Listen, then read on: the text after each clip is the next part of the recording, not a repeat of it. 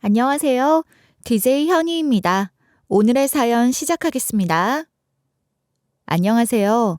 저는 과부의 몸으로 정말 어렵고 힘들게 살았다가 최근에 말도 안 되는 일을 겪게 된 40대 주부입니다. 인연이라는 게 참 어떻게 흘러가게 될지 모를 일이더라고요. 어떻게 보면 믿기지 않을 충격적인 이야기를 여러분들께 펼치게 될 것 같습니다. 여러분들은 정말 예상치도 못한 곳에서 생사를 몰랐던 사람을 만나게 된다면 어떤 기분이 들 것 같으십니까? 저는 정말 그 상황을 마주했을 때 믿을 수 없는 분노와 배신감으로 온몸이 바들바들 떨리더군요. 제가 웬 똥단지 같은 소리를 하는지 이해가 안 가시죠? 제 이야기 끝까지 들어주시면 알게 될 것입니다. 제 인생은 늘 시시함의 연속이었습니다. 그러니까 뭐 딱히 재미가 있는 일이 있었던 것도 아니었고, 그렇다고 충격적인 사건이 존재했던 것도 아니었습니다. 과거엔 그랬죠. 제 인생은 왜 이렇게 잔잔하고 파도 한번 일렁일 준비를 하지 않는가 하는 생각을 했었습니다. 하지만 이렇게 제 나이가 30대 중반을 지나면서부터 거센 파도가 일다 못해 쓰나미 같은 거대한 것이 저를 덮치게 될 줄은 생각하지 못했습니다. 인생이란 정해진 어떤 사건의 횟수나 강도가 정해져 있나 봐요. 별일 없이 무탈하게 살아왔기 때문에 이제 와서 제 인생에 그동안 몰아치지 않았던 것들이 몰아치는 것 같다는 생각이 들더라고요. 모든 것이 비껴나가는 줄 알고 자만했던 시간들이 무색하게 요즘 저는 하루하루가 참 별일이다 싶을 정도로 다양한 일들을 겪고 있습니다. 처음에는 아무것도 저를 건드리지 않았기 때문에 잔잔하고 조용한 제 인생이 어찌 보면 장점이라고 생각을 해왔습니다. 주변 사람들은 뭐 첫사랑 이야기 좀 해봐라, 인생에 재미있었던 혹은 충격적이었던 에피소드를 이야기해봐라 하고 술자리 같은 곳에서 넌지시 주제를 던지곤 했는데 저는 딱히 그런 게 없었어요. 아니, 너는 첫사랑도 그냥 그렇게 잔잔하게 끝이야? 뭐 대학에 들어가서 사고 친 거 하나 없고 어릴 때도 엄마 속 썩인 적 한 번도 없고? 엄마 속 썩여봐야 성적 떨어진 게 전부고 첫사랑이 별거냐? 그냥 마음 통해서 사귀다가 서로 가치관이 안 맞아서 헤어지고 그게 전부지. 와, 나는 한강에서 불꽃놀이 터뜨리다가 신고당해서 경찰차도 타보고 고등학교 때 노래방에서 몰래 맥주 한 캔 마시다가 쫓겨난 적도 있고 그랬는데. 재밌었겠네. 근데 아쉽게도 난 그런 에피소드 같은 게 없다. 그냥 늘 평범하고 얌전한 딸이었던 것 같은데? 그리고 그게 좋았어. 그렇게 살면 안 심심해? 너가 일탈하는 걸 별로 안 좋아하나 봐. 옛날에 우리 노래방에서 자우림 노래 많이 불렀잖아. 아파트 옥상에서 번지 점프를, 지하철역 안에서 스트립쇼를 하면서. 그렇게 사는 것보다야 심심해도 잔잔한 내 일상이 좋다니까. 아휴, 사람이 너무 도파민에 절여지면 안 되는 거야. 알았지? 친구들은 질린다는 얼굴을 하곤 했어요. 하지만 저는 또 다르게 생각했습니다. 인생이란 게 말이죠. 꼭 굴곡이 질 필요는 없지 않겠습니까? 남들이 굴곡이 져 있는 만큼 저처럼 평온한 사람도 있어야 하는 법이라고 생각을 했습니다. 사실 이 사연 채널에 구구절절 저의 어린 시절 이야기를 쓸 만큼 저의 과거는 재미가 있는 편은 아니랍니다. 저는 초등학교에 들어가기 전까진 남들처럼 동네에서 친구들이랑 뛰어노느라 바빴고요. 초등학교에 입학해서 처음으로 받아쓰기 시험을 봤을 때도 100점도 0점도 아닌 평균치 80점을 받았던 그런 아이였어요. 저는 늘 모나지 않았었고 튀어나온 적도 없었으며 또 둥글게만 살던 아이도 아니었습니다. 여러분들이랑 비슷하죠?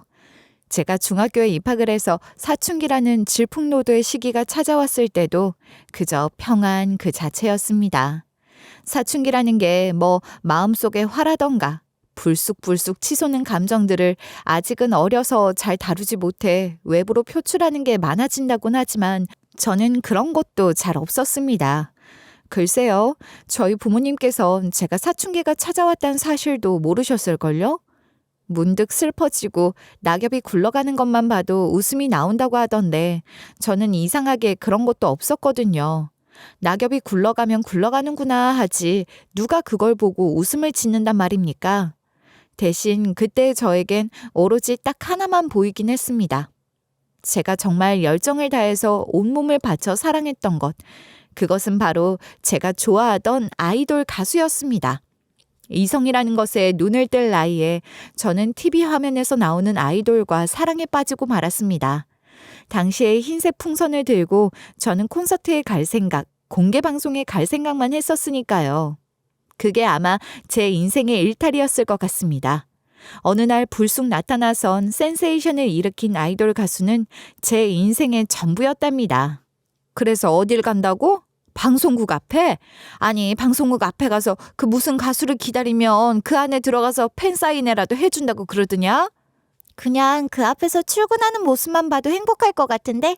그래서 나 오늘 방송국 갔다 올 거니까 조금 늦을 수도 있어. 버스 끊기기 전까지 방송국 앞에 있다가 퇴근하는 것도 보고 올 거야. 얼씨구, 그렇게 네 아버지 출근할 때 배웅을 했으면 아빠 지갑에서 10,000원짜리 한 장이라도 떨어지겠다. 아빠랑 내가 좋아하는 아이돌 가수 오빠랑 같아. 엄마도 참 TV에서 봐서 알잖아. 왕자님 같은 우리 오빠들 모습. 우리 오빠들 좋아하고 있네. 그래도 조심히 갔다 와. 저 버스 끊기거나 혹시 방송국 들어가고 싶으면 나중에 삼촌한테 한번 연락이라도 해보던가. 정말 삼촌한테 그런 부탁하기 좀 민망했는데 엄마가 대신 전화해주면 안 돼? 엄마는 웃으셨어요.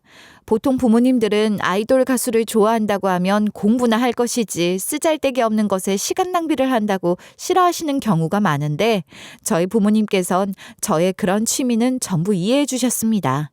그 배경에는 삼촌이 한 몫을 하기도 했습니다. 저희 삼촌이 방송국에서 일을 하셨었거든요. 워낙 아이돌 가수한테 미쳐서 돈을 펑펑 쓰거나 싸움을 하거나 하는 정신 나간 아이들의 이야기를 많이 들어서 그런 건지 저희 부모님께서는 제가 좋아하는 정도를 양호한 정도로 인식하고 계셨거든요. 저는 가슴이 두근거렸습니다. 다른 것보다 삼촌의 방송국 출입증으로 아이돌 가수의 대기실에 들어가 인사를 해볼 그날을 상상했기 때문이었습니다. 실제로 그런 일이 일어나기도 했어요. 우리 삼촌백으로 가요 프로그램에 방청도 갔었거든요. 그때는 지금처럼 온라인이 발달한 때가 아니니까 무조건 일찍 가서 줄을 서서 들어가야 했는데 저는 몰래 백을 써서 뒷구멍으로 새치기를 한 거죠. 주변에서 말이 나올까봐 팬인 척 티 안 내면서 몰래 들어가야 했다니까요. 대기실 근처에서 서성거리다가 쫓겨나긴 했지만 실물로 본 우리 오빠들은 정말 다비드 조각상처럼 너무나도 멋있었습니다. 자, 우리 조카 소원대로 오빠들 얼굴 제대로 도장 찍듯 보여줬으니까 앞으로는 공부 열심히 해야 된다. 삼촌처럼 공부해서 제대로 된 직업을 가져야 좋아하는 가수도 가까이서 볼 수 있는 거야. 삼촌, 나 진로 정했어. 나는 무조건 삼촌처럼 방송국에서 일하는 사람이 될 거야. 그래서 일도 하고 돈도 벌고 내가 좋아하는 가수들 얼굴도 매일매일 볼 거야. 호강하면서 살 거야. 삼촌처럼 방송국에서 일하려면 공부 잘해야 하는데. 그리고 언제까지 네가 이 오빠들 뒷공문이 쫓아다닐 것 같냐? 진로는 신중하게 정해야 해. 다음에 좋아하는 가수가 생겨도 방송국에서 일하면 실컷 볼 수 있을 거 아니야. 나는 무조건 방송국에서 일할 거니까 공부 열심히 해야지. 삼촌 완전 고마워. 하지만 저는 몰랐던 거죠. 삼촌이 말했던 공부를 잘해야 하는 수준이 얼마나 높은 건지 그땐 너무 어릴 때라 체감하지 못했던 것입니다. 인생이 잔잔했던 전 성적도 잔잔한 편이었거든요. 그냥 반에서 중간치만 하는 그 정도? 그런데 방송국에서 일을 하는 난다 긴다 하는 PD들은 말입니다. 하나같이 명문대 언론과 출신의 날고 기는 그런 사람들이었던 것입니다. 진작에 말을 해줬으면 제가 다른 길로 틀었겠죠.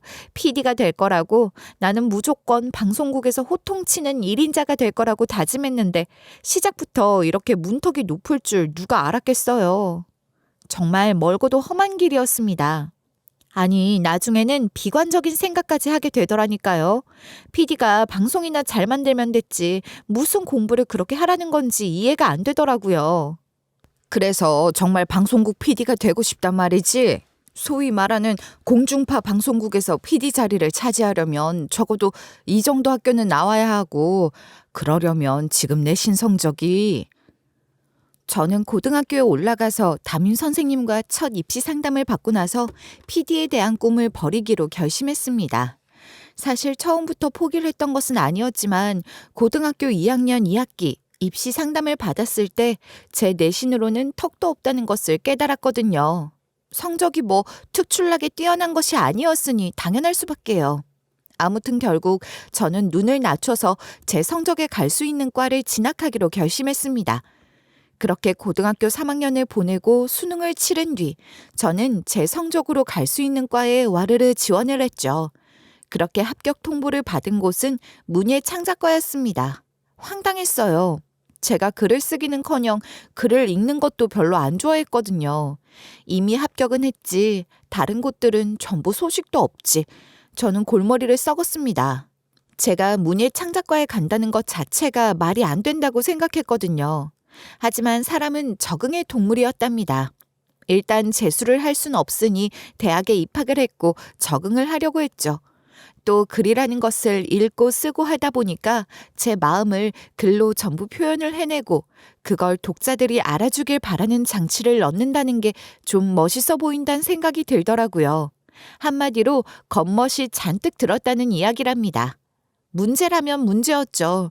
그냥 한 줄로 써내려갈 수 있는 표현을 온갖 미사오구를 다 붙여서 몇 줄로 만들어버리니 가독성이 무척이나 떨어졌거든요. 그리고 저는 그때 깨달은 게 있었습니다. 원래 방송국 PD가 되고 싶었다고? 좋아하는 아이돌 가수 때문에? 방송국에 뭐 PD만 일하냐? 여기 잘 왔네. 우리 선배 중에 방송 작가들도 몇 있잖아. 줄 닿게 해달라고 해봐. 아, 맞네. 방송국에서 일하는 사람 중에 작가도 있구나.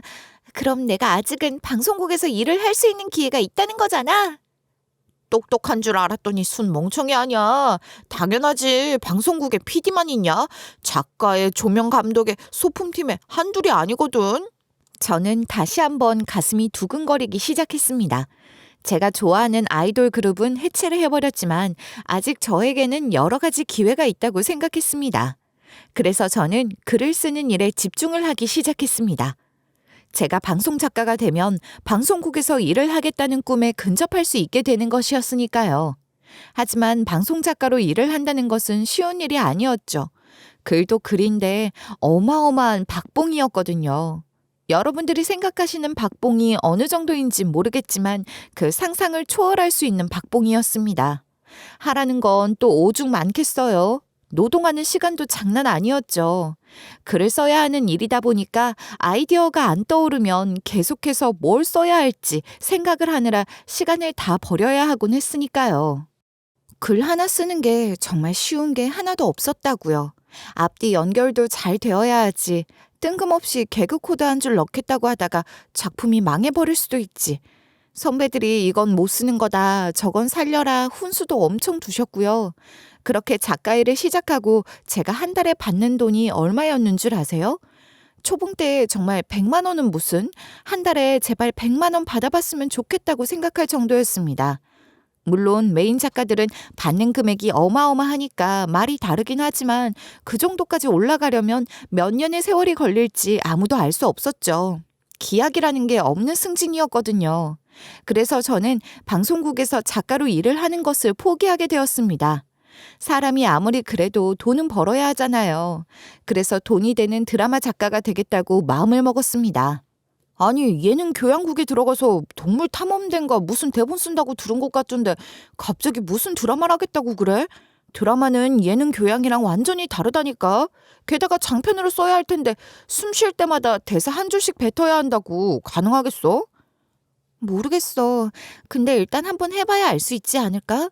의외로 내가 드라마 작가로서의 역량이 뛰어날지도 모르는 거잖아. 사람이 일단 발은 담궈봐야 알 수 있는 거 아니겠어? 그렇긴 한데 나는 글쎄 말도 안 되는 일이라고 생각하긴 한다. 아예 글을 쓰는 방식의 형태도 그렇고 내용도 그렇고 1시간짜리 분량 드라마를 16개나 써야 한다니까? 16부작이 어디 쉬운 일인 줄 알아? 게다가 대충 아무거나 지어내서도 안 되고 사람이 쉽게 할 수 있는 일이 아니라고. 그렇긴 한데 요즘 그래서 원고 작업하는 연습하고 있거든? 일단 단편으로 해서 2부작으로 떨어지는 것까지 써봤는데 재미는 있던데? 교양이나 예능에서 우하하 이런 데서 쓸 때보다 훨씬 재미가 있다고. 그리고 우리 메인 작가님이 진짜 대단하셔. 차근차근 알려주시거든. 저는 메인 작가님의 어시스트로 들어가서 일을 시작하게 되었어요. 언젠가는 제 드라마를 쓰겠다는 일념을 가지고 말입니다. 하지만 박봉은 여전히 박봉이었죠. 그래도 보람차긴 했어요. 원래 작가는 현장에 가는 일이 거의 없습니다. 첫 대본 리딩할 때 정도?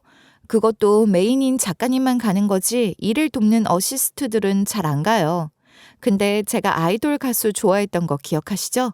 그 이후에도 쭉쭉 철새처럼 좋아하는 연예인들이 바뀌었는데 제가 좋아하던 남배우가 우리 드라마에 출연하기로 한 것입니다. 한 번만 보고 싶다 노래를 불렀었는데 메인 작가님이 제 노래를 듣고 데리고 가주신 거예요. 저 진짜 사인 받으려고 공책도 들고 갔다니까요. 아무튼 그렇게 가서 대본 리딩하는 거 구경하면서 저는 몰래 제가 좋아하는 배우랑 결혼을 해서 증손녀 태아보험까지 드는 꿈을 꾸었습니다. 꿈은 이루어진다. 그런 말도 있는데 한 번쯤은 꿔볼 수 있는 것 아니겠습니까? 저희 메인 작가님은 늘 항상 해외 드라마처럼 액션씬이 많고 어두운 내면을 다루는 드라마를 만들고 싶다고 하셨어요.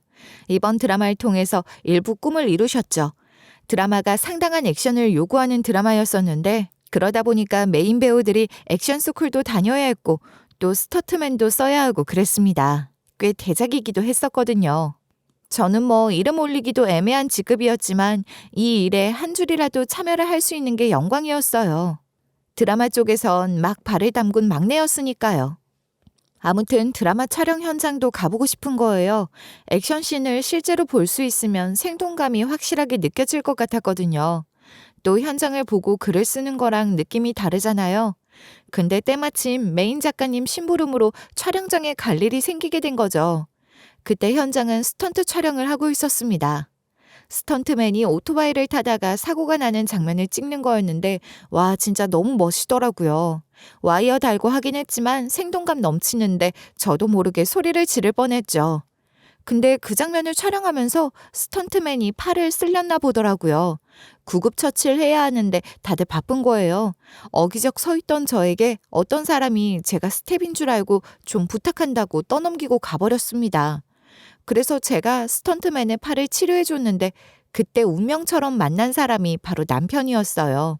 남편은 오토바이를 타고 액션씬을 찍던 스턴트맨이었습니다. 참 인연이죠? 남편이랑은 사실 그때 한 번 보고 볼 일이 전혀 없었습니다. 저는 작가실에서 열심히 메인 작가님의 지시대로 대사를 수정하는 사람이었고 남편은 액션 장면이 있을 때만 촬영 현장에서 촬영을 하던 스턴트맨이었으니까요. 둘이 접점도 없고 한 번 팔 치료해준 걸로 운명의 만남이라고 할 수도 없었죠. 그래서 서로 그렇게 그냥 잊어버린 줄 알았습니다. 그런데 제가 일주일 뒤에 대본이 급하게 수정이 되면서 현장에 가야 할 일이 생긴 겁니다. 수정된 부분을 빠르게 촬영해야 했기 때문에 제일 할 일이 적은 제가 갔는데 거기서 남편을 다시 한번 보게 되었습니다. 그때가 남편의 마지막 스턴트 촬영 장면이었나 보더라고요. 연출부에 대본을 전해드리고 눈을 사로잡는 액션씬을 구경하다가 호출이 와서 급하게 들어가려고 했는데 남편이 저를 불렀습니다. 잠시만요. 그때 제 팔을 치료해 주셨던 분 맞으시죠? 네? 네, 맞아요. 그때 팔은 좀 괜찮으세요? 꽤 많이 쓸렸던 것 같은데. 네, 덕분에요. 그런데 혹시 여기서 일을 하시는 분이세요? 이 드라마 촬영장에서요. 드라마 쪽에서 일을 하는 사람은 맞는데 촬영장 인력은 아니고요. 저는 대본 쪽이에요. 근데 왜요? 그랬구나. 그래서 아무리 찾으려고 해도 안 보이셨던 거구나. 제가 다짜고짜 이렇게 말씀드려서 좀 당황스러우시죠? 저도 운동만 했던 사람이라 돌려 말하는 법을 몰라서요. 그때 팔 치료해 주셨을 때 그 이후로 자꾸 그쪽이 아른거리더라고요. 네? 제가요? 아니, 저를 왜... 그러니까 아른거린다는 게 제가 아는 그런... 저는 정말 바보같이 말도 절어버렸습니다. 아니, 대본을 쓴다는 사람이 그렇게 말을 절어버리는 게 맞나요? 나 참 쪽팔리더라고요. 네, 제가 너무너무 보고 싶어서 촬영장을 이잡듯이 뒤졌었는데요. 그 뒤로 한 번도 촬영장에서 뵙질 못했었어요. 오늘 갑자기 튀어나오시길래 깜짝 놀랐습니다. 이 기회 마지막인 것 같습니다. 저도 오늘이 마지막 촬영이거든요. 그래서 그런데 통성명이라도 하고 연락처라도 알려주실 수 없으실까요? 아, 저도 촬영 현장에는 올 일이 잘 없어서요. 오늘이 마지막 촬영이시구나. 그러면 어떻게 휴대폰 번호라도 알려드릴까요? 네, 제가 꼭 연락드리고 밥 한번 사고 싶습니다. 너무 부담스럽게 생각하진 않으셨으면 좋겠습니다. 이미 부담 팍팍 주셨으면서 어떻게 부담을 가지지 말라고 하시는 건지. 아무튼 번호 드릴게요. 휴대폰 주세요. 저희는 그렇게 연락처를 교환했습니다. 사실 저는 남편에게 한눈에 반했다거나 그런 건 없었어요. 그때 저는 하필 솔로였고 번호를 물어보는데 거절을 할 만한 건덕지가 없어서 번호를 준 것이나 다름없었죠. 그리고 사실 이런 데는 인맥이 중요하기도 하니까요. 그런데 이 남자 상당히 상남자였습니다. 그 뒤로 저한테 매일같이 연락이 오고 저한테 밥 한 끼 하자고 엄청 들이대더라고요. 주변에 다른 작가님이 오죽하면 남자친구가 생겼냐고 물어볼 정도였습니다. 근데 10번 찍어 안 넘어가는 나무가 어디 있겠습니까? 저도 홀라당 넘어가고야 말았습니다. 조금 부끄럽네요. 아무튼 그렇게 우리는 연애라는 걸 시작하게 되었습니다. 그게 언제냐면요. 제 나이 33세 이야기다 이 말입니다. 남편은 정말 다정한 사람이었어요. 스턴트맨이라 매일 아침 헬스장에 갔고 취미로 태권도를 했으며 아크로바틱이라고 막 옆돌기 이런 거 하는 거 있잖아요. 그것도 엄청 열심히 했습니다. 저는 솔직히 너무 위험한 것 같아서 걱정도 좀 되었어요. 막내였던 저는 하루 종일 바빴지만 작품이 없는 주말에는 여유가 있었거든요. 그럼 주말에 남편이 연습하는 곳이 파주에 있었는데 거기 가서 구경하면서 동료들이랑도 친하게 지내고 그랬습니다. 저희 두 사람은 연애는 늘 재미가 있었어요. 남편은 몸을 정말 잘 써서 이것저것 연습을 많이 했었는데 그걸 구경하는 재미도 쏠쏠했거든요. 저도 간단한 운동 같은 걸 배워가면서 시간 가는 줄 모르고 연애를 했었죠. 그러면 어릴 때부터 쭉 운동을 했었다는 거야? 와, 스턴트맨이 될 운명이었던 건가? 그렇게 꾸준히 운동을 했으면 운동선수를 했어도 잘했겠다. 원래는 운동선수를 할 생각이었지. 근데 자세하게 말하긴 좀 그렇지만 좀 일이 있었어. 안 좋은 일을 겪은 뒤에 선수 생활을 박탈당하게 됐거든. 그 뒤에 뭘 해야 할지 모르겠더라. 할 줄 아는 것은 운동밖에 없었고 이곳저곳 기웃거리다가 스턴트맨 제이가 와서 한번 해봤는데 재밌더라고. 그 뒤로는 쭉 이 일을 하고 있지. 운동선수 준비하다가 자격 박탈을 당한 거면 힘들었겠다. 부상이 심했었나 봐. 그래도 재미난 일을 찾아서 다행이지 않겠어? 선수 생활은 비록 못했지만 선수처럼 이름은 남기잖아.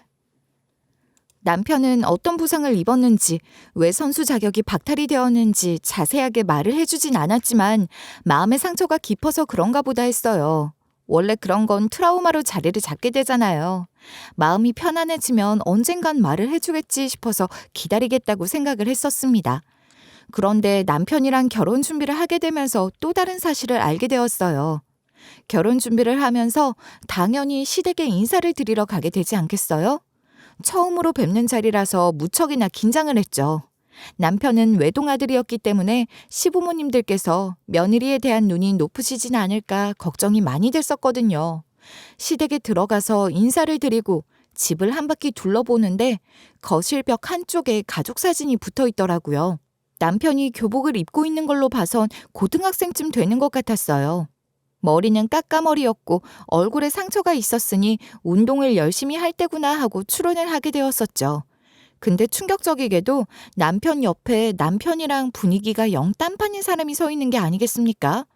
약간 우리 남편이 운동하는 티가 팍팍 났다면 옆에 서 있는 사람은 모범생 같은 느낌이 나는 남편과는 정반대의 이미지를 가진 사람이었어요.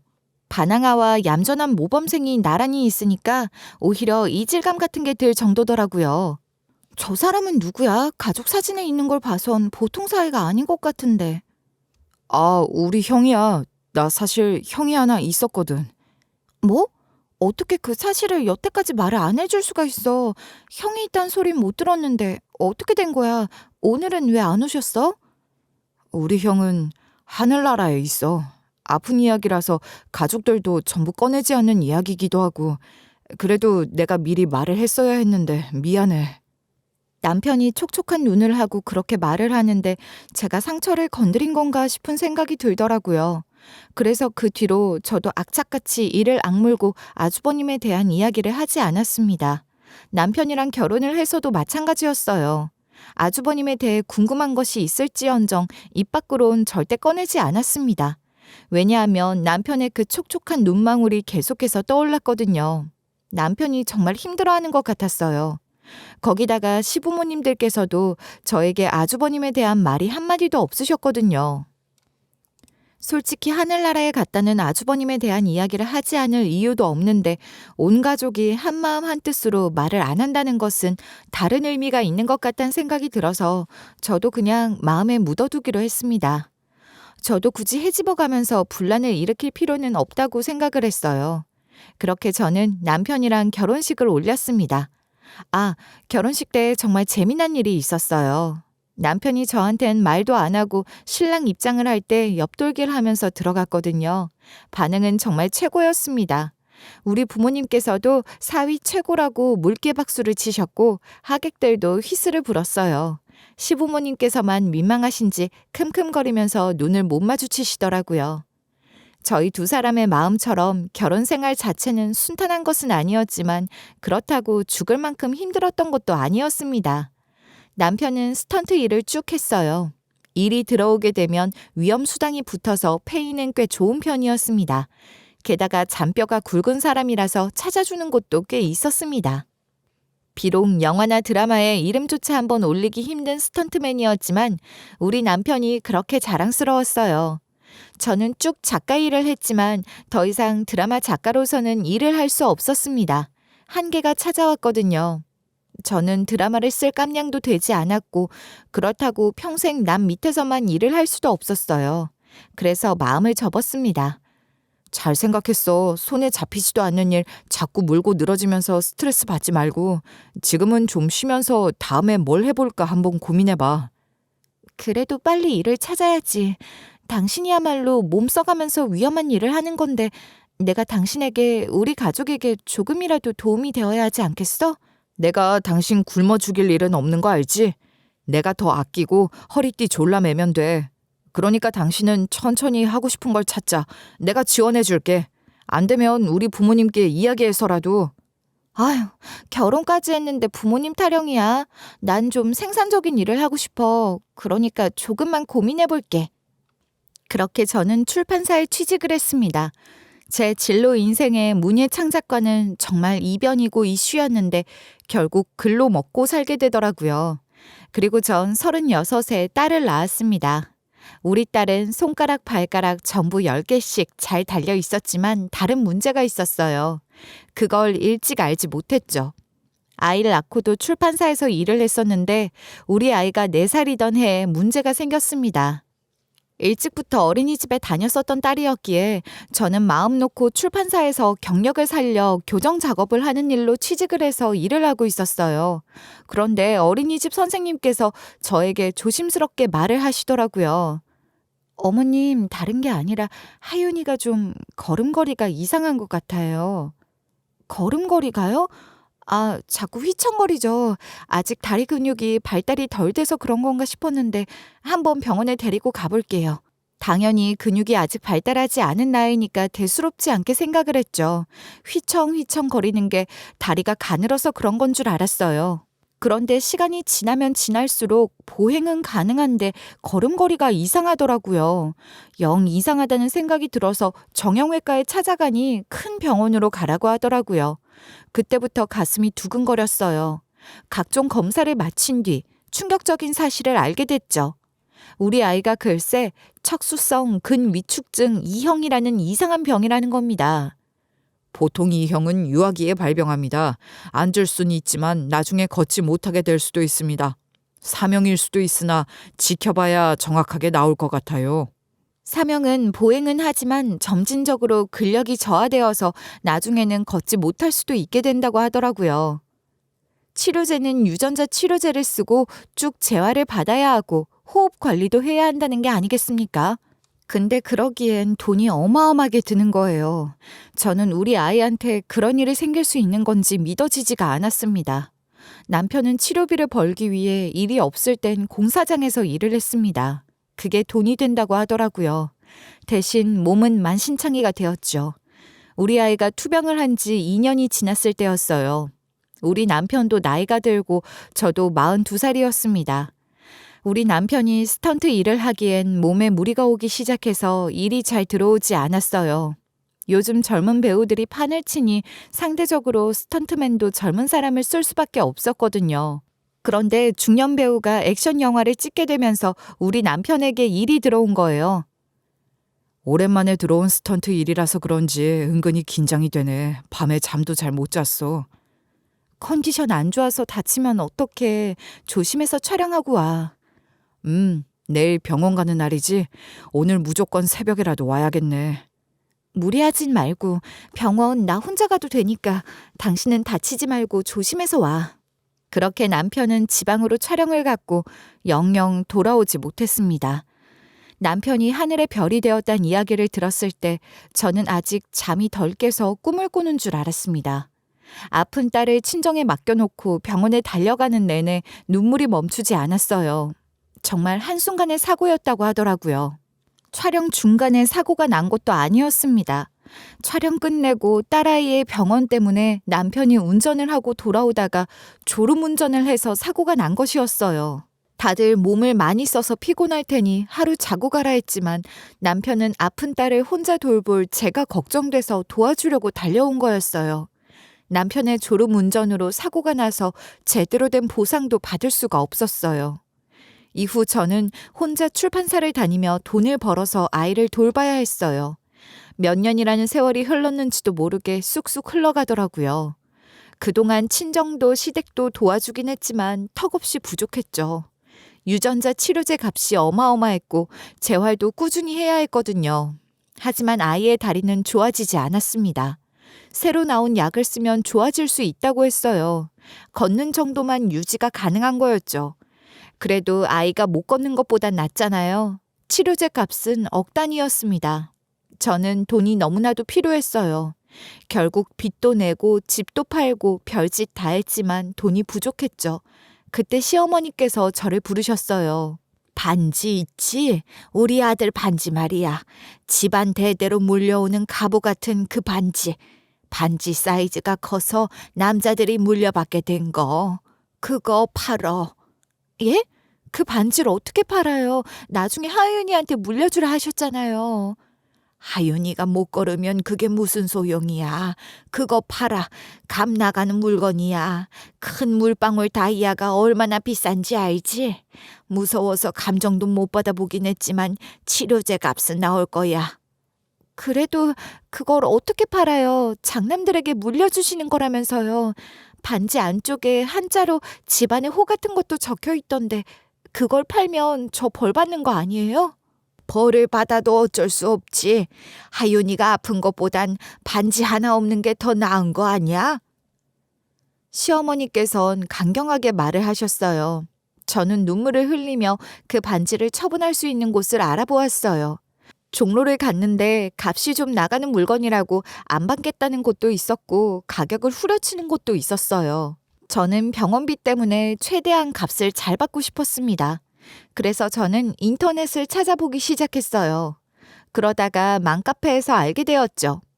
경기도에 있는 어느 금은방이 백금까지도 값을 잘 쳐준다는 이야기를 듣고 거기까지 찾아갔어요. 고개를 푹 숙이고 반지를 내밀었습니다. 죄책감이 들었거든요. 그랬더니 모자를 푹 눌러 쓴 주인이 반지를 보더니 조용히 떨리는 목소리로 말을 하더라고요. 사모님, 통장 확인해 보세요. 3억 보내드렸으니 반지는 챙겨가시고요. 그게 맞는 것 같습니다. 네? 아니, 그게 무슨 소리? 순간 띠링 하는 소리와 함께 휴대폰에 알림이 왔고 돈이 입금됐다는 표시가 떴습니다. 주인은 고개를 푹 숙인 채 가만히 서 있었어요. 알림을 확인한 저는 까무러치는 줄 알았습니다. 영이 말도 안 되게 많았었거든요. 놀란 눈으로 주인을 보는데 저는 주인의 얼굴을 보자마자 소리를 지르고 말았습니다. 주인이 모자를 벗고 인사를 하는데 3년 전에 세상을 떠난 우리 남편인 거예요. 저는 정말 너무 놀라서 그냥 뒤로 나자빠지고 말았습니다. 엉덩방아를 크게 찧었지만 아픔도 느끼지 못할 수준이었어요. 제가 덜덜 떨면서 제 앞에 서 있는 남편의 얼굴을 가리키며 입만 떡 벌리고 있었죠. 일어나야 한다는 생각이 들긴 했었지만 순간 다리에 힘이 풀려버린 건지 힘이 들어가질 않더라고요. 그냥 주저앉은 상태로 아무것도 할 수가 없었어요. 코끝이 찡해지고 눈물이 앞을 가리면서 저에게 일어난 이 일이 무슨 일인지 생각을 할 수조차 없었어요. 여러분, 인생에서 저는 큰 사건을 겪어본 적이 없었잖아요. 이런 말도 안 되는 일을 겪으니까 정말 심장이 벌렁벌렁 하더라고요. 남편은 분명히 화장을 했어요. 입관하는 것도 다 보았고 남편에게 마지막 인사까지 했었다고요. 순간 정신이 번뜩 들었어요. 괜찮으세요? 엉덩방아를 크게 찌으셨는데 일어나실 수 있으시겠어요? 잠시만요. 가까이 오지 마세요. 당신 누구야? 저는 너무 놀라서 숨도 제대로 쉬지 못했습니다. 그래도 정신을 똑바로 차리려고 노력했죠. 빤히 그 얼굴을 보는 순간 맥이 탁 풀리는 느낌이었어요. 우리 남편인 줄 알았지만 우리 남편이 아니었습니다. 닮았지만 아니었어요. 자세히 정신을 차리고 보니까 아니더라고요. 순간 너무 놀라서 우리 남편이 너무 그리워서 남편인 줄 알았지만 아니었어요. 여러분, 남편이 하늘로 떠난 다음에 저는 쭉 홀로 아이를 키우며 힘들게 지냈었어요. 남편이 그리워서 눈물을 보인 적도 많았었어요. 그런 남편이 제 눈앞에 있다고 생각하니 정신이 혼미해졌었던 거죠. 그래서 묘하게 다른 그 부분을 너무 늦게 알아차린 거예요. 우리 남편이 아니더라고요. 우리 남편보다 금은방 주인이 좀 더 선이 얇고 순하게 생겼더라고요. 그리고 그 사실을 깨닫는 순간 저는 알아차렸어요. 아주버님이시죠? 그러니까 우리 남편의 형 맞죠? 아니, 분명히 죽었다고 들었는데 어떻게 이렇게 살아있을 수가 있어요? 역시 맞았군요. 반지를 보고 긴가민가 했었는데 제 예상이 맞았어요, 재수 씨. 씁쓸한 얼굴로 저에게 손을 내미셨습니다. 그리고 저는 그 손을 잡고 일어섰어요. 저에게 재수 씨라는 호칭을 쓰시는 걸 보니 아주버님이 맞았습니다. 저는 그 얼굴을 뚫어지게 바라볼 수밖에 없었어요. 우리 남편이 아니라는 사실을 알고 다르게 보이긴 했지만 누가 봐도 얼핏 보면 우리 남편이겠구나 할 정도로 닮긴 했더라고요. 혼란스러웠죠. 죽은 줄 알았던 아주버님이 살아있다는 것도 그렇고 이렇게 말도 안 되게 경기도 외곽에 있는 금은방에서 만나게 될 줄은 더더욱 몰랐고요. 반지를 보고 서로를 알아봤다는 것 자체도 말이 안 되는 일이라 생각했습니다. 어떻게 이런 일이 일어날 수가 있겠어요. 운명의 장난도 이렇게 심하게는 칠 수 없을 것 같다는 생각이 절로 들었습니다. 저는 아주버님의 입이 열리기를 기다렸어요. 반지를 보고 알았습니다. 그 반지 제가 어릴 때부터 봐오던 저희 집안 대대로 내려오는 귀중한 보물이거든요. 이 반지가 시장에 나온다면 그건 제 동생이 무슨 일이 생겨서 힘들어서 어쩔 수 없이 팔아야 했을 거란 생각밖에 들지 않았습니다. 저요, 너무 혼란스러워요. 분명히 시부모님께서도 그러셨고 그이도 아주버님은 진작에 세상을 뜬 사람이라고 했어요. 어떻게 여기 살아있을 수가 있어요?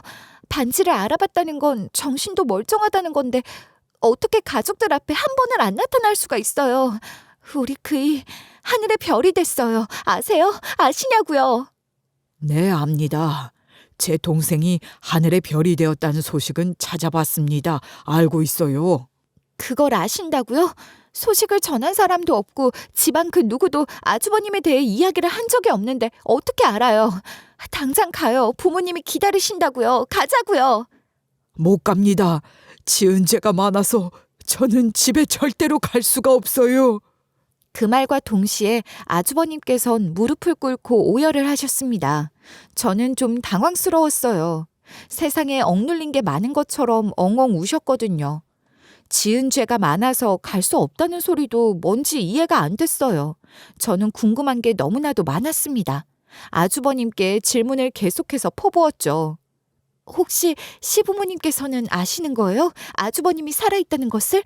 그래서 저희 남편이 세상을 떠났다는 소식도 들은 거고요. 아닙니다. 그건 영화를 보고 알았습니다. 제 동생이 운동을 그만두고 스턴트맨 일을 하고 있다는 사실을 알게 됐습니다. 그땐 아주 옛날이라 몰래 소식을 들을 수 있었죠. 그래서 제 동생이 나오는 영화는 다 찾아보았습니다. 몇 년 전 동생이 촬영한 영화를 보았는데 거기에 나오더라고요. 마지막에 스턴트맨에 적힌 내 동생의 이름 앞에 고인이 되었다는 문구가 적혀 있다는 것을요. 아, 마지막 유작을 보셨군요. 감독님께서 저희 남편을 추모하고 싶다고 마지막 자막에 문구를 넣어주셨었어요. 인터넷을 검색해도 무명인이 나오지 않더군요. 우연히 인터넷용 신문회사에서 졸음운전 기사를 보게 되었고 거기 나온 신상이 제 동생과 일치한다는 것을 알게 되었습니다. 끝까지 저희 남편은 아주버님이 죽은 줄 알았다고요. 시부모님도 마찬가지고요. 여기서 도대체 뭘 하시는 거예요? 가족들 앞에 당당하게 나오지도 못하고 여기서 뭘 하시는 거냐고요. 저랑 같이 서울에 가요. 코 닿는 거리잖아요. 숨어서 울지 마시고 당당하게 나가자고요. 미안합니다, 재수 씨. 저는 우리 부모님 앞에 나갈 수 없어요. 제가 죄인입니다. 아주버님께서도 저와 같이 눈물을 뚝뚝 흘리셨어요. 저희는 그렇게 가자, 갈 수 없다 하면서 창과 방패의 싸움처럼 한참을 울며 실랑이를 벌였습니다. 그리고 왜 시부모님 앞에 나갈 수 없는지 그 진실을 알게 되었습니다. 시댁 식구들이 저에게 아주버님에 대한 이야기를 하지 못한 이유를 알겠더라고요. 어떤 상처 때문에 꽁꽁 숨겨야 했는지 그 진실을 모두 알았습니다. 저는 공부를 꽤 잘했습니다. 그래서 저희 집안의 기대를 몰아서 받았었지요. 큰 인물이 될 거라고, 대법관이 될 거라고 그랬습니다. 아주버님의 이야기는 꽤 충격적이었습니다. 제가 말했었죠. 저는 평온한 아이였지만 세상에 굴곡이 많은 사람도 있지 않겠냐고요. 그 굴곡이 많은 사람이 다름 아닌 아주버님이셨더라고요. 아주버님도 무척 부담이 되고 힘드셨을 거라고 생각을 해요. 성적이 월등하게 좋으니까 그 성적을 유지해야 한다는 스트레스에 시달리셨겠죠. 부담감이 하늘을 점점 찌르게 되고 아주버님은 히스테릭해졌다고 했어요. 부담감 때문에 하지 말아야 할 실수도 많이 했대요. 시험 답안지를 밀려 쓴다거나 간단한 덧셈 뺄셈에서 실수를 한다던가 하는 그런 일이요. 아주버님은 특히나 큰 시험에서 자꾸만 실수를 했대요. 첫 번째 수능 땐 배탈이 나서, 두 번째 수능 땐 답을 밀려 써서, 세 번째 수능 땐 그냥 패닉에 빠졌었대요. 세 번째 대학 입시에 아주버님이 실패를 하셨을 때 집안에서도 슬슬 실망감에 말이 나오기 시작했다고 해요. 대법관은 무슨 대법관이야? 시험을 3년째 낙방하는 사람이 무슨 대법관이 되겠다고? 너한테 쏟아부은 돈이 얼만데 대학을 못 들어가? 남들 척척 잘만 가는 대학을? 긴장해서 실수를 하는 것도 하루 이틀이지. 수능도 1년에 한 번밖에 없는 시험인데 조금 신중하게 해야 하지 않겠니? 아유, 성적도 점점 떨어지고 말이야. 제발 그만 좀 하세요. 그렇게 부담을 주니까 제가 잘할 수 있는 것도 못하잖아요. 어머, 지금 누구 탓을 하는 거야? 얘, 3년이나 별 가짜는 이유로 시험을 망쳤다고 말을 하는데 부모 입장에서 답답하지 않겠어? 집안에서도 실망하는 눈치에 압박까지 들어오게 되니까 아주버님은 점점 더 주눅이 들고 말수를 잃게 된 것입니다. 그때 우리 남편은 운동선수로 이름을 날렸던 시절이래요. 전국에서 난다긴다 하는 애들 모아놓고 테스트를 보는 곳에 당당하게 선발이 되기도 하고 각종 구단에서 연락이 오기도 하고요. 우리 남편에게 자기 팀에 들어오라고 코치들이 좋은 물건 싸들고 집에 찾아오고 그러기도 했다네요. 그러니 아주버님께선 점점 질투가 난 것입니다. 그 전엔 항상 아주버님께서 주목을 받았었고 운동을 하는 동생은 꼴통이라 불리었는데 이젠 집안 사람들이 하나같이 우리 남편에게 집안을 빛낼 사람이라고 추켜 세워주니 아주버님은 본인의 자리를 잃는다고 생각을 했겠죠. 저는 제 자리를 동생에게 빼앗겼다고 생각했습니다. 저에게 와야 할 관심을 동생이 다 받는다고 생각했어요. 저는 수능에서 몇 번이나 실패를 한 패배자였는데 제 동생은 대회만 나갔다 하면 금메달이었으니까요. 그래서 제가 절대로 해선 안 될 짓을 하고 말았습니다. 그럼 우리 그이가 운동을 그만둔 이유가 부상이 아니라 아주버님 때문이었다고요? 저는 운동을 그만둔 이유에 대해서도 못 들었어요. 아마 끝까지 제 생각을 해서 다른 사람들에겐 말을 하려고 하지 않았던 건가 봅니다. 그렇게나 저를 생각해 주던 동생이었는데 저는 그런 동생에게 무슨 짓을 한 건지. 아주버님은 돈을 받았대요. 우리 남편이 시합 전 징크스가 꽤 많은 사람이라서 꼭 시합이 있는 날엔 빨간색 속내일을 입어야만 했었고 발바닥에 하는 테이핑이 특정 브랜드의 제품이어야지만 됐고 뭐 그런 자잘한 징크스들이 있었는데 그 루틴을 전부 망쳐놓은 거죠. 아주버님이 직접요. 문제는 바뀐 루틴에 멘탈 붕괴가 온 남편에게 아주버님이 물을 주었는데 그 물에 설사약을 타두었던 것입니다. 우리 남편은 시합을 제대로 망쳤죠. 아예 예선전에서 탈락을 해버리는 말도 안 되는 상황이 벌어진 겁니다. 늘 항상 금메달에 목을 걸고 오던 남편이 예선에서 탈락을 해버리니 선수들 사이에서도 감독들 사이에서도 무슨 문제가 생긴 거 아니냐고 말이 나왔었다고 하더라고요. 아주버님이 벌인 승부조작이었는데 말입니다. 게다가 그 대회는 무척이나 중요한 선발전이었어요. 꼭 이겨야지만 대표로 뛸 수 있는 자격이 주어지는 자리였죠. 남편은 큰 좌절을 했는데 그 와중에 아주버님은 라이벌인 다른 팀 코치에게 돈을 받았습니다. 그리고 그 장면을 시아버지께 들킨 거죠. 너 이 자식 지금 무슨 짓을 한 거야? 지금 네 동생 앞길 망치려고 승부 조작을 한 거야? 왜요? 어차피 시합 한 번 진다고 해서 큰일이 나는 것도 아닌데 다음에 또 금메달 따면 되잖아. 이 빌어먹을 못난 놈, 어떻게 지 동생 앞길을 막어? 이 패배자 같은 새끼, 당장 내 집에서 나가서 영영 돌아오지 마. 시아버지께서는 아주버님의 뺨을 때리며 나가라고 소리를 질렀고 아주버님은 그대로 가출을 해버린 채 정말 영영 돌아오지 않았던 겁니다. 아주버님이 정말 독하다고 생각했던 것은 이름도 바꾸어 버리고 주민번호도 바꾸어 버리고선 아무도 없는 곳에서 혼자 시작을 했더라고요. 제 동생의 앞길을 막은 것 치곤 별것 아니었을지 몰라도 고생 꽤 했습니다. 대학도 못 나오고 가진 건 승부 조작을 부탁받았을 때 받은 돈뿐이라 그 돈을 가지고 제 몸만 누일 공간을 얻어서 밑바닥에서부터 시작을 했어요. 미안합니다. 그때 제가 제 동생의 인생을 망치지만 않았더라면 이런 사고도 없었을 텐데요. 아주버님은 죄책감에 시달린 듯한 흔적이 보였습니다. 저는 화가 났어요. 우리 남편이 그렇게 사랑하던 운동이었는데 말이죠. 그렇게 시합을 망치고 집안이 난리가 난 뒤에 남편은 자진신고를 했대요. 아주버님이 돈을 받아서 승부 조작을 하려고 물에 설사약을 타서 준 것 같다고요. 그게 또 한바탕 난리가 나면서 승부 조작을 사주한 인간도 남편도 자격 정지가 되어버렸습니다. 그래서 운동을 그만두고 스턴트맨의 길을 가게 된 것이었더군요. 어떻게 그런 짓을 하고 영영 가족들 앞에서 사라질 생각을 하셨어요. 미안해서 동생 앞에 설 수가 없었습니다. 그저 행복하기만을 바랐어요. 끝까지 비겁하시네요. 비겁한 선택이었어요. 평생 사죄를 하려고 했으면 바로 옆에서 그 죗값을 느끼며 하셨어야죠. 여태까지 도피를 하고 초반에만 힘들었지 자리 잡은 이후에는 편안하게 생활하신 거 아니에요? 이런 이야기를 어떻게 그렇게 가볍게 이야기를 하실 수가 있어요? 오해입니다. 전혀 가볍게 생각하지 않았어요. 제 동생이 하늘의 별이 되었다는 이야기를 듣고 같이 따라가려고 몇 번이나 시도를 했었습니다. 아주버님은 또다시 오열하기 시작했습니다. 저에게 손목을 보여주는데 참 할 말이 없더라고요. 아주버님은 저에게 계속해서 미안하다 하셨습니다. 저는 제 통장에 들어온 3억이라는 돈을 받아도 되는 건지 순간 고민이 되었습니다. 돈, 아무래도 돌려드리는 게 맞는 것 같아요. 너무도 필요한 돈이지만 받으면 안 될 것 같아서요. 제발 받아주세요, 재수 씨. 그 반지를 팔 정도로 힘든 상황이라는 것 아니겠습니까? 그 돈으로 제발 힘든 상황을 벗어나셨으면 좋겠습니다. 우리 부모님과 행복해 주세요. 우리 아이가 많이 아파요.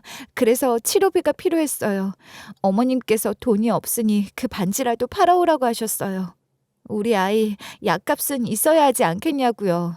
그러니까 효도를 원하시면 아주버님께서 직접 하셨으면 좋겠어요. 저는 겁쟁이입니다. 무서워서 갈 수가 없어요. 저에게 쏟아질 원망이 두렵습니다. 제발. 아니요, 시부모님께선 그래도 아들이 지금이라도 살아서 돌아오길 바라고 계실 거예요. 그러니까 저한테 아주버님 이야기도 꺼내지 않은 걸 테죠. 그거 아세요? 아주 오래전에 찍었던 그 가족 사진 아직도 시댁에 걸려 있어요. 그리워하세요. 아주버님은 짐승처럼 꺽꺽대며 우셨어요. 알아듣지 못할 말을 뱉으시면서 그렇게 천천히 엎드려 우셨습니다. 저는 그런 아주버님께 다가가 반지를 손에 쥐어드렸습니다. 이거 원래 장난 몫이래요. 어머님, 아버님이 기다리고 계실 테니까 그 반지 들고 빨리 찾아오세요. 남은 시간이 그렇게 길지만은 않잖아요. 3억도 돌려드리려고 했는데 아주버님께선 저희 딸아이가 많이 아프다는 소리에 조카에게라도 못 준 정을 쏟아붓게 해달라고 하셨습니다. 그게 아니라면 본인은 죽어서도 천국에 갈 수 없을 것 같다면서 3억이라는 돈을 꼭 받아달라고 하셨어요.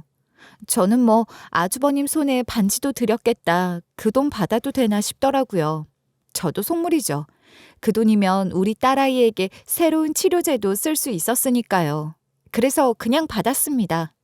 다행히도 우리 아이는 2형과 3형 그 어중간한 어딘가에 있었고 새로운 치료제는 몸에 잘 맞았어요. 정말 골든타임이라는 것을 놓치지 않는 게 치료에는 큰 도움이 되더라고요. 아직 걷는 게 불편하고 힘든 건 마찬가지지만 그래도 다행인 것은 걸을 순 있는 정도라는 것이었습니다. 저는 이 증상이 더 이상은 악화되지 않길 바라면서 우리 아이의 재활치료에 집중을 했습니다. 이 병은 사실 완치라는 게 없는 병이거든요. 그래서 꾸준히 돈이 필요했어요. 그렇게 아이가 세약으로 치료를 시작한 지 6개월이 지났을 때 시부모님께서 저를 호출하셨습니다. 시댁에 갔더니 아주버님께서 와 계시더라고요. 시아버지께서도 시어머니께서도 눈물을 흘리고 계셨어요. 우리가 그동안 말을 못했었는데 우리 장남이야. 죽은 줄 알았던 장남이 살아 돌아왔다. 얘는 우리 며느리야. 죽은 네 동생 부인. 서로 인사해라. 처음 보는 거지. 당황스럽겠지만. 아니요, 어머님.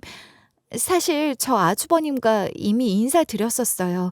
우리 하윤이 치료비 아주버님께서 주신 거예요. 그 반지 팔았다 하지 않았니? 아니 이게 어떻게... 반지 팔러 갔더니 금은방에 아주버님께서 계시더라고요. 반지를 알아보고 치료비를 주셨고 저는 그 반지가 장남의 것이니 아주버님께 돌려드렸을 뿐이에요.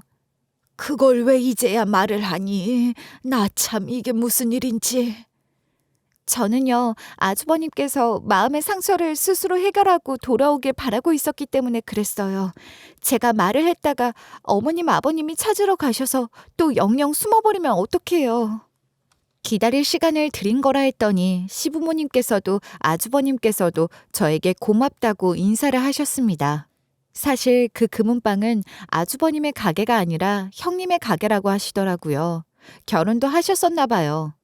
알고 보니까 알짜배기 부자더라고요. 공부 잘하셨다더니 노가다판에서 구른 그 경력으로 번듯하게 철강 쪽 사업을 하고 계시대요. 그러면서 앞으로 치료비 걱정은 하지 말라고 하시는데 저는 감사하다고 고개를 꾸벅 숙였습니다. 그 이후 아주버님은 한 달에 한 번 정도 시부모님과 식사를 하며 밀린 시간을 쏟아내고 계십니다. 아주버님과 형님, 그리고 시조카들까지 전부 찾아와서 인사를 했네요. 저는 아주버님께서 약속하신 대로 치료비 지원을 받아 돈 걱정 없이 아이 치료에 힘을 쓰고 있습니다. 좋아지는 건 기대도 하지 않고요. 나빠지지 않길 바라면서 하루하루를 잘 버텨내고 있습니다. 하늘에 있는 우리 남편을 다시 만나게 된다면 저에게 잘했다고 칭찬해 주겠죠? 그날이 올 때까지 딸아이를 위해서 열심히 살아보겠습니다. 감사합니다.